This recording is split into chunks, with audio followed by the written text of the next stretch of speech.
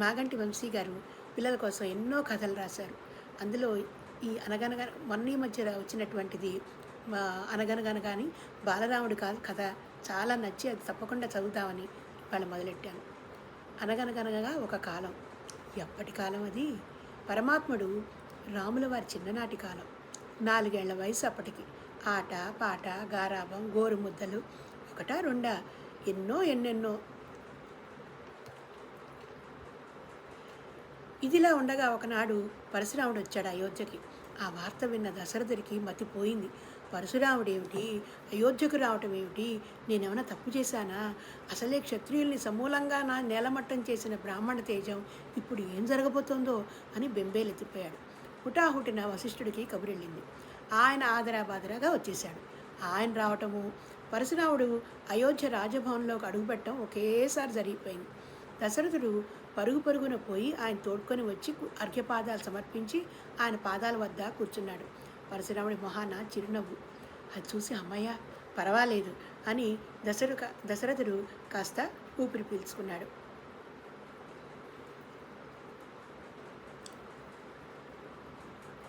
స్వామి, ఏం చేయాలో ఆజ్ఞాపించండి, ఈ దశరథుడు ఎప్పుడూ మీకు సేవకుడే అన్న మాట వచ్చింది దశరథు నోటి నుంచి. దశరథ, కంగారు పడకు, ఒక చిన్న పని మీద ఇటువైపు వచ్చాను, ఒక 2 రోజులుండి వెళ్ళిపోతానులే అన్నాడు భార్గవరాముడు.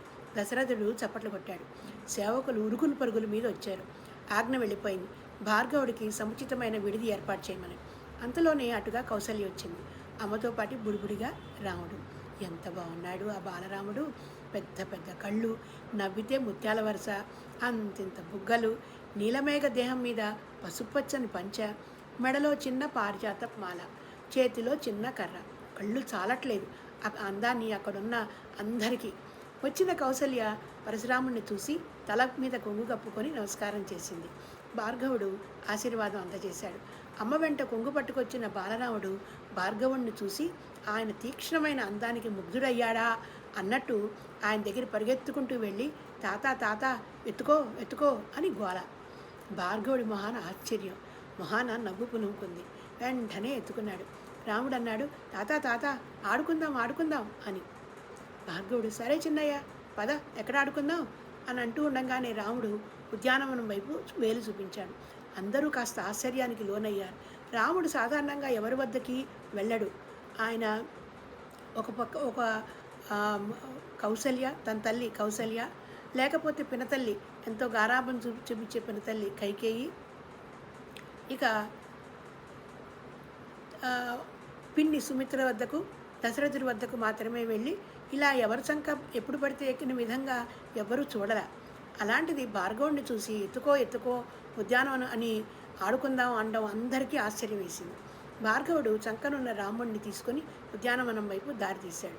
అక్కడున్న అందరూ వెంట రాబోతూ ఉంటే భార్గవుడు సైగ చేశాడు, మీ ఇద్దరమే అన్నట్టు. అందరూ అడుగులు అయిపోయినాయి. రాముళ్ళిద్దరూ ఉద్యానవనంలోకి వెళ్ళారు. చుట్టూతా ఎన్నో మొక్కలు, ఎన్నో వృక్షాలు, ఎన్నెన్నో లతలు, చాలా సుందరంగా ఉంది. అక్కడ ఒక మూలగా పరమశివుడి నటరాజు విగ్రహం కూడా ఉంది. భార్గవుడు రాముడిని అక్కడ తీసుకెళ్ళాడు.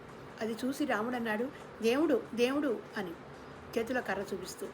భార్గవుడు, మీ దేవుడు చాలా చిన్నగా ఉన్నాడే అన్నాడు రాముడితో. అది విని రాముడి నోట తాత దేవుడు ఎంత పెద్దగా ఉంటాడు అని ప్రశ్న వచ్చింది. భార్గవుడు వెనక్కి తిరిగి చంకనున్న రాముడితోటి దూరంగా నిలబడి చూస్తున్న దశరథుని చూపిస్తూ, అదిగో అక్కడ మీ నాన్న ఉన్నాడే, ఇప్పుడు ఎంత పెద్దగా ఉన్నాడు అని అడిగాడు. రాముడు తన చిట్టి చేతుల్ని కళ్ళకు దగ్గరగా పెట్టుకొని, ఇదిగో ఇంతున్నాడు అని చిన్నగా చూపించాడు.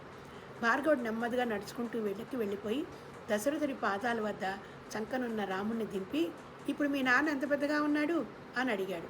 9 అడుగులు పొడవు మనిషి దశరథుడు. ఆయనకి ఏమీ అర్థం కాల. చిన్నపిల్లవాడిని తన పాదాల దగ్గర నిలిచి మీ నాన్న ఎంత పెద్దగా ఉన్నాడని అడుగుతాడేమిటి అన్నీ అపిరిపిరైపోయింది. ఇంతలో రాముడు చేతులు మొత్తం బార చాచి, ఇంత పెద్దగా ఉన్నాడు అన్నాడు. పరశురాముడు నవ్వి, చూసావా, నువ్వు దేవుడికి ఎంత దగ్గరగా ఉంటే ఆయన అంత పెద్దగా కనపడతాడు, ఎంత దూరంగా ఉంటే అంత చిన్నగా కనపడతాడు, చాలా దూరంగా ఉంటే అసలు కనపడ్డు. ఇదిగో అలాగే నీ మనసులో కూడా అంటూ రాముడు హృదయం మీద చూపుడు వేలు ఉంచి చూపించాడు. రాముడు కూడా తన హృదయం మీద వేలు ఉంచుకొని, అసలు దేవుడు ఎవరు అని అడిగాడు. అప్పుడు భార్గవుడు వేలు దశరథుడి వైపు చూపించింది. అందరూ విస్తుపోయారు. భార్గవుడు, దశరథ, నేను వచ్చిన పని అయిపోయింది అంటూ చకచకా నడుచుకుంటూ వెళ్ళిపోయాడు. ఆకాశంలో దేవతలు మాట్లాడుకుంటున్నారు. ఏమని? భగవంతుడి వేలు భగవంతుడికి భగవంతుడిని చూపించింది అని. ఆ తర్వాత తన తండ్రి కోసం, తన దేవుడి కోసం, ఆయనకిచ్చిన మాట కోసం పరమాత్ముడు ఎంతటి కార్యం చేశాడో చెప్పనే అక్కర్ల. అట్లా ఓ తత్సత్ అన్నమాట. 1000 కథల్లో చివరి 100లో చివరి 10లో ఒక కథ.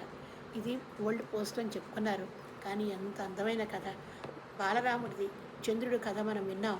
ఇలాగ బాలరాముడు పరశురాముడి కథ ఊహించి రాసినందుకు ఆయనకి ఎన్నో కృతజ్ఞతలు, ఎన్నో వందనాలు తెలియజేస్తూ సెలవు.